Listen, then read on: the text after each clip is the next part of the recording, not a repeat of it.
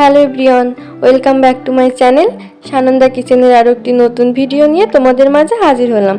তো আজকে আমি তোমাদেরকে গ্যাসের চুলায় লোভনীয় স্বাদের বেগুন পোড়া ভর্তা বানিয়ে দেখাবো। তো চলো মূল রেসিপিটি শুরু করা যাক। তো ভিডিওর প্রথমে আমি একটা বেগুনের গায়ে ভালো করে তেল লাগিয়ে নিয়ে গ্যাসের চুলা অন করে মিডিয়াম আঁচে রেখে তার উপর একটা স্ট্যান্ড দিয়ে উল্টে পাল্টে বেগুনটা ভালো করে পুড়িয়ে নিয়ে বেগুনটা ঠান্ডা করে নিয়ে খোসা ছাড়িয়ে একটা প্লেটে নিয়ে নিয়েছি। তারপর এখানে নিয়ে নিচ্ছি 3-4টা কাঁচা লঙ্কা ভাজি, দিয়ে দিলাম স্বাদ মতো লবণ। এবার এটা হাতের সাহায্যে সুন্দর করে মাখিয়ে নেব।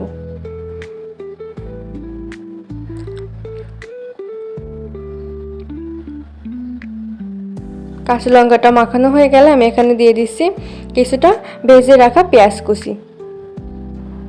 পেঁয়াজ কুচিটা দিয়েও আমি খুব সুন্দরভাবে মেখে নেব।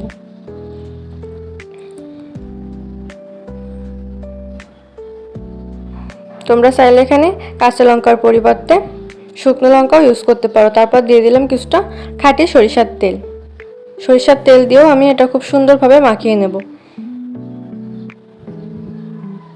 তারপর এখানে পুড়িয়ে রাখা বেগুনের শাঁস নিয়ে নিচ্ছি।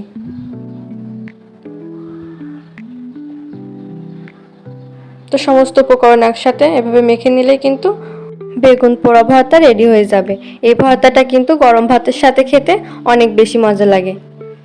তো এবার আমি লেবু লঙ্কা দিয়ে ভর্তাটার উপরে ডেকোরেশন করে দিলাম।